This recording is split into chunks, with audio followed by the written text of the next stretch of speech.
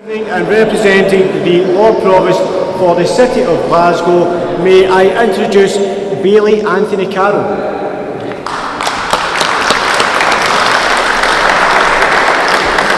Good evening, everyone. It's a great pleasure to be with you here in the City Chambers this evening as we gather today to celebrate Nelson Mandela International Day.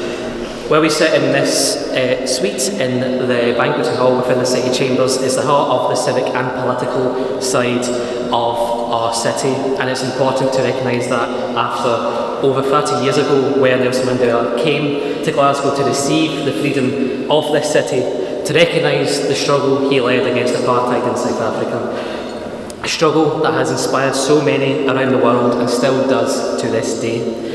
Glasgow was the first city in the world back in 1981 to recognise Mandela in this way, and that remains a source of pride for us to this day.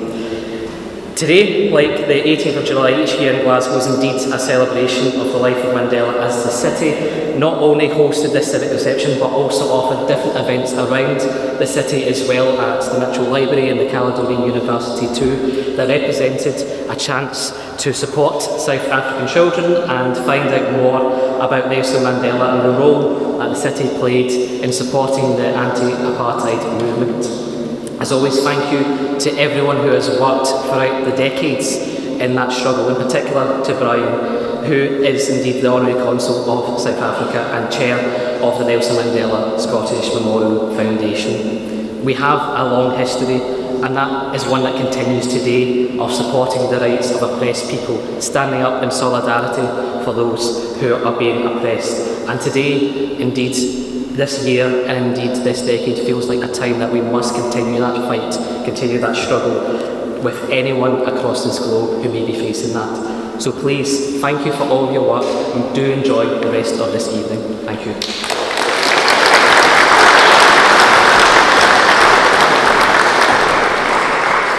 Ladies and gentlemen, Brian Fillon, Honorary Consul for South Africa, will now reply to Bailey Carroll's civic welcome.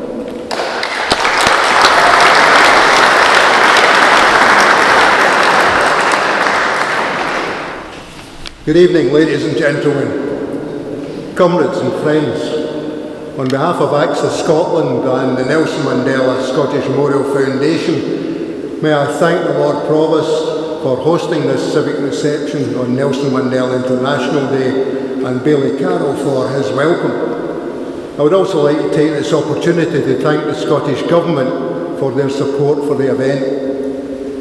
This year is the 70th anniversary of the South African Freedom Charter, adopted by the Congress of the People on 26th of June 1955 at Kliptown, just outside of Johannesburg.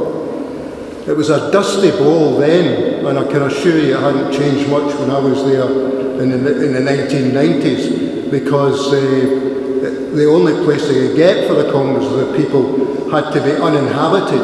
And of course, it had to be near a township so that they had some defence. Following the end of the Defiance campaign of 1952, of which Nelson Mandela had been volunteer-in-chief, ANC called a conference. From this, an action council was set up. Its composition was significant in that it served as the first truly non-racial forum for the planning of joint political work. Hitherto, the African National Congress had met separately from the South African Indian Congress, from the South African Coloured People's Congress, from the South African Trade Unions, but this was the first time that they actually, properly speaking, came together. So that conference was very important in South African history. They elected a National Action Council which published a call. The essence of the call was crystallising the phrase, "Let us speak of freedom," asking people everywhere to collaborate in setting the terms of what became the Freedom Charter. This provided the agenda for thousands of meetings up and down the country. Joe Slovo, some of you will have heard of Joe Slovo. He became the first housing minister in the Mandela government. But Joe wrote about that Congress of the People. Literally tens of thousands of scraps of paper came flooding in, a mixture of smooth writing pad paper, torn pages from ink blots, school exercise books, bits of cardboard, asymmetrical portions of brown and white paper, and even the unprinted margins of bits of newspaper. All these bits of paper were separated and collated and then divided into various categories of demands. From this, the Freedom Charter was drafted. It was a statement of core principles characterised by the opening demand, the people shall govern. The Freedom Charter was presented to the delegates over the two-day Congress of the People, and it opens with the words, "We, the people of South Africa, declare for all our country and the world to know that South Africa belongs to all who live in it, black and white, and that no government can justly claim authority unless it is based on the will of the people." The Freedom Charter then laid out the requirements for a free and democratic South Africa, beginning with the chapter entitled, "The People Shall Govern." On the second day of the Congress, the proceedings were suddenly disrupted by the police armed with Sten guns. An officer took the microphone and announced that they were investigating high treason and were searching for subversive documents.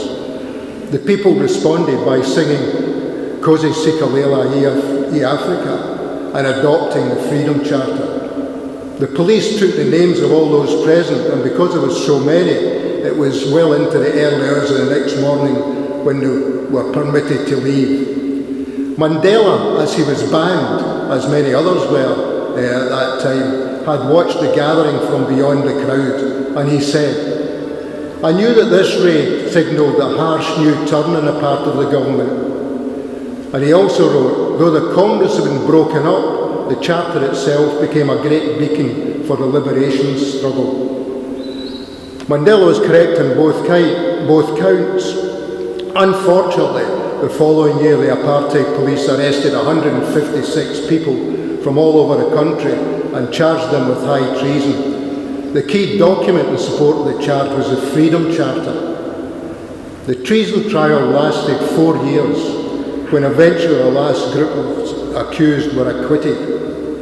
The trial was partly designed to remove the leaders of the liberation movement from active struggle. However, because it brought together the leaders from across the racial divide and from across the country, it welded them together and served as the organising and unifying centre of the people.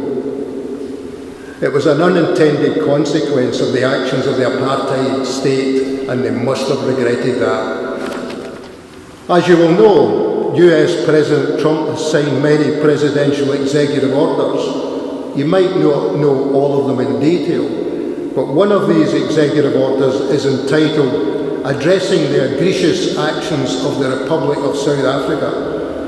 It wrongly claims that the Land Expropriation Act enables the government of South Africa to seize ethnic minority Afrikaners' agricultural property without compensation. This is a distorted interpretation of the Act. This false narrative of a land grab and genocide against white farmers and the encouragement by the US to give whites refuge in the US was instigated by Elon Musk while he was in the Trump administration before he fell out with Trump. It would have still probably been passed because there are many other South Africans, mainly venture capitalists, in the Trump administration, and they're still there. It should be noted that Elon Musk has South African origins, as the others still in the administration. Following the executive order, you might have seen that 59 Afrikaners were flown by charter plane funded by the US to take up residence in America. This stands in stark contrast to the blanket ban on all refugee admissions, hostility to asylum claims, and deportations currently being carried out by the US administration. As you will be aware, the South African government took Israel to the International Court of Justice, charging it with genocide.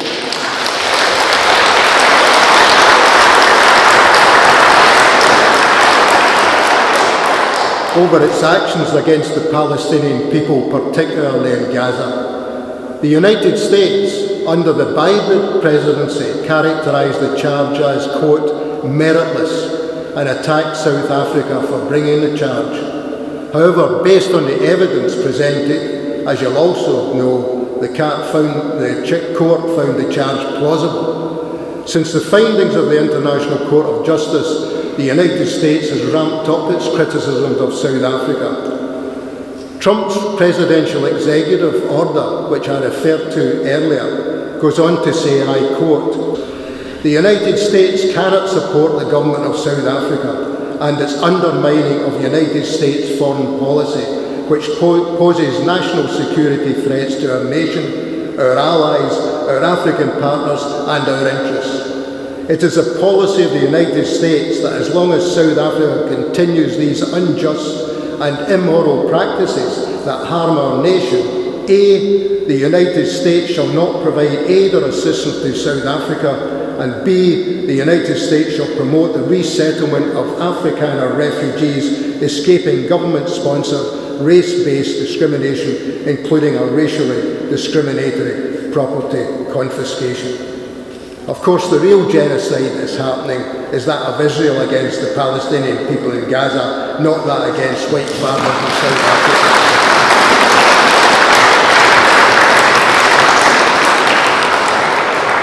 Trump and the United States are not only in denial about that, but are also complicit in the Israeli crimes. As is Britain, it should be added. It must be assumed that the actions of the US are intended to destabilise South Africa and stop its support for Palestine. When the National Party came to power in 1948 in South Africa, they took the then racial discrimination under colonialism to a whole new level, and it became known as apartheid. Israel was founded in the same year, 1948, and undertook the first Nakba, which means catastrophe, which led to the displacement of thousands of Palestinians at that time.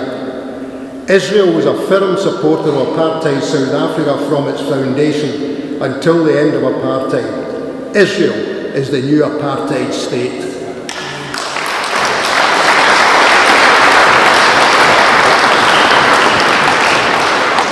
Nelson Mandela said that South Africa would not be free until the people of Palestine were free. By its support for the Palestinian people, the South African government, despite all of its problems, is continuing with that tradition. Opposition to racism was spelled out by Nelson Mandela in his statement from the dock at his trial before being jailed for 27 years. A quote from his statement can be seen in the plaque in the foyer of the City Chambers.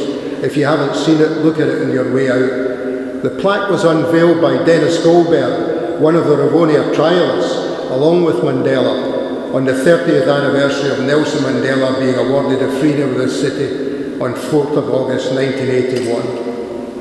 The quote from Nelson Mandela reads, "During my lifetime I have dedicated myself to this struggle of the African people. I have fought against white domination and I have fought against black domination. I have cherished the ideal of a democratic and free society in which all persons live together in harmony and with equal opportunities. It is an ideal which I hope to live for and to achieve, but if needs be, it is an ideal for which I am prepared to die." And that finished his closing statement at the Rivonia trial, and he was then in prison for the next, and eventually in prison for 27 years.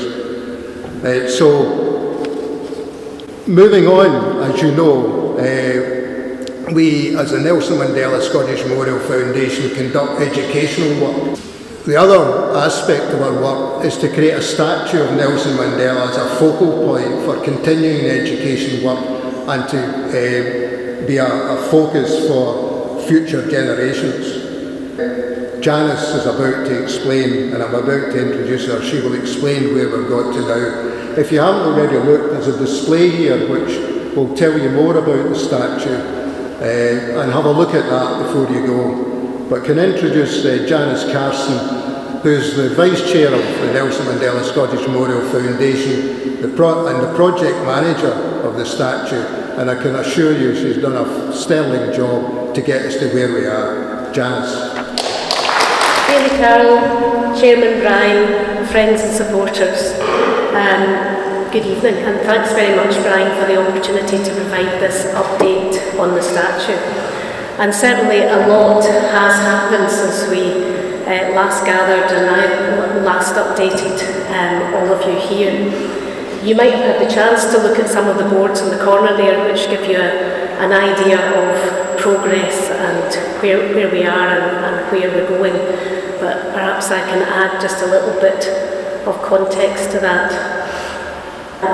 You'll see on the image there on the screen the new site, which isn't far from the original, just where that bench is placed.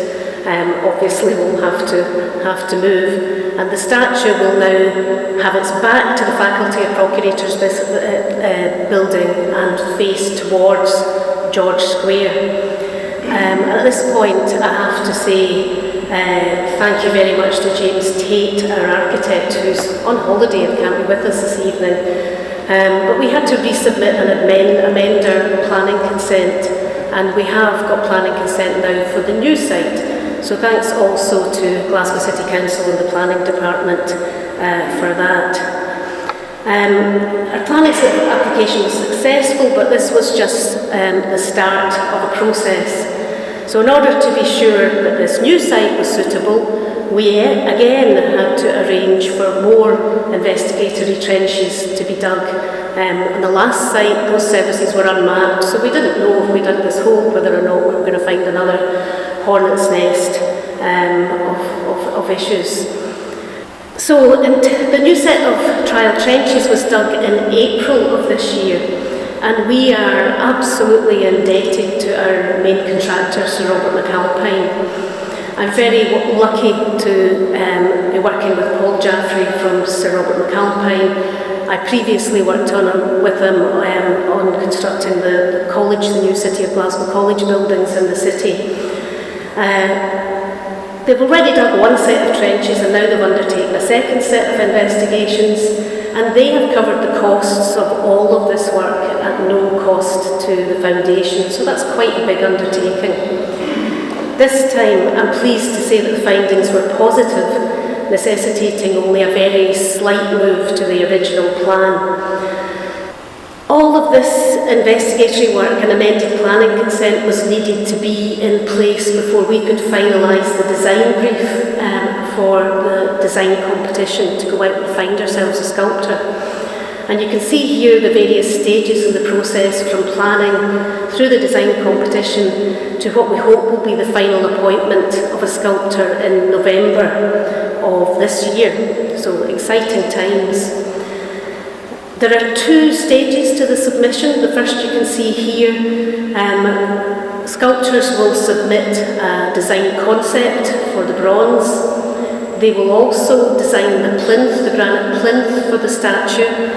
So they will have the design input to the plinth to work with the bronze, and they will submit a budget and a programme for that work. These first submissions will be reviewed with the aim of shortlisting to a maximum of 5 artists who will go through to the second stage. The second stage will obviously involve more detailed design, and those maximum 5 artists will each be paid £2,000 to develop their concepts, to produce maquettes and 3D visualisations, and to design the plinth in keeping with the statue, and obviously within the limits of the big rock of granite that we have up in Old Meldrum here in Inverurie. They'll present us with a detailed programme and budget, and they'll also propose a foundry to cast the statue, and we will approve the appointment of that foundry. These final 5 submissions will be reviewed in detail, and we intend in parallel with that to hold a public consultation using the visuals of the proposals, and we'll take that feedback into the judging process. We'll look at the programme, the costings, the proposed foundry, and importantly at deliverability. What work have these artists done previously that lead us to believe that they're capable of producing what we are hoping for? We've an evaluation panel which consists of artists with sculptural experience, wider public art experience, our architect and a civil engineer who will kick the tyres of the design and make sure it seems structurally feasible. And the evaluation panel advisors will then make a recommendation to the final judging panel. So we're lucky that the High Commissioner will come up from London to join the Lord Provost and representation from our board to make that final choice.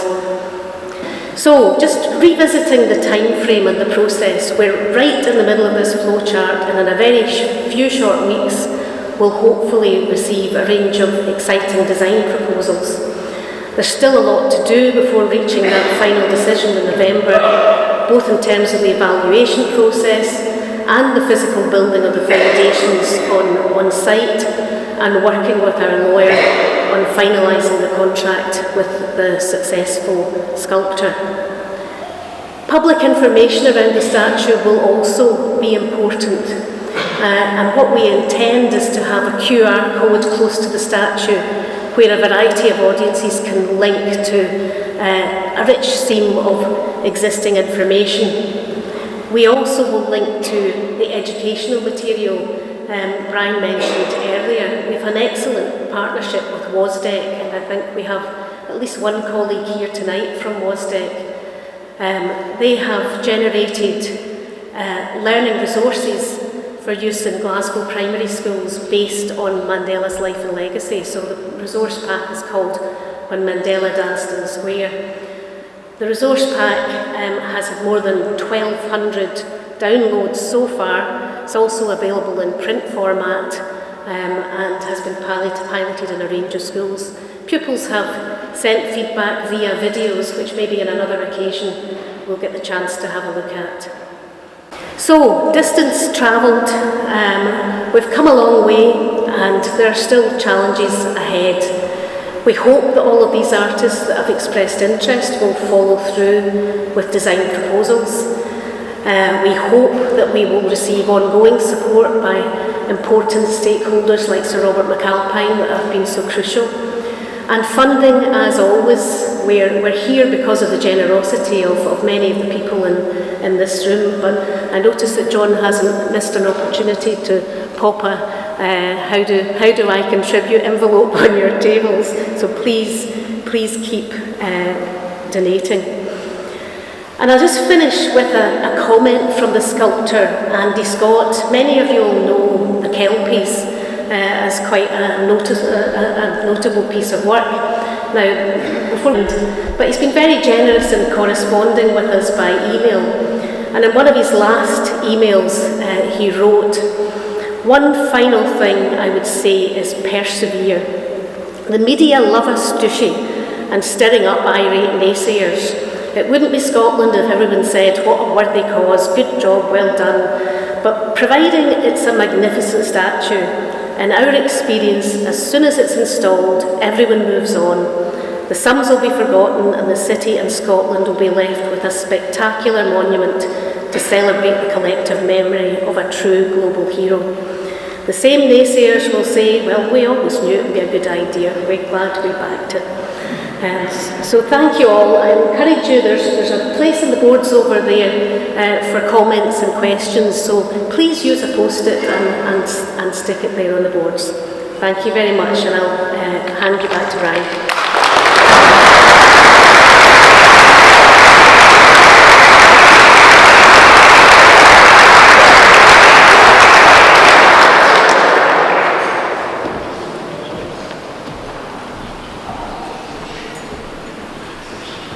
Thanks, Janice. As Janice said, there's a post-it notes there that you can make comments or ask questions. I would urge you to look at the display and see where we've got to, and that we're now in a much better place than we were this time last year. Can I thank Janice for not just her contribution tonight, but also for her work in terms of getting us to this stage. She said that she would like to spend more time in looking at granite and plinths and visiting foundries and so on. But I can assure you she might have found some of it fun, but it's been problematic along the way. So we're lucky to have Janice working in this way for us. She's done a really great job, and we're very fortunate that the contractors, the architect and the others who've been involved, most of them have been doing it pro bono. So we'll get there. Now we're over the biggest problems. I hasten to add that it won't be the last of the problems, of course. There'll be other issues, but we're well in the way now, and I would thank you for your support and for coming tonight as well. Now,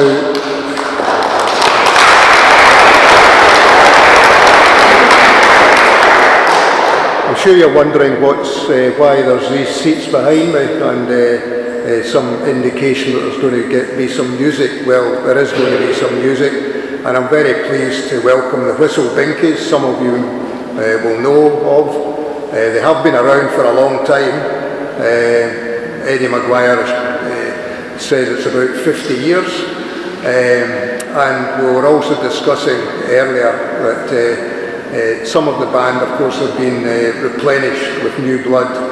So some of the, I think it's granddaughters and grandsons, are now playing in the band. So could you welcome the Whistle Binkies?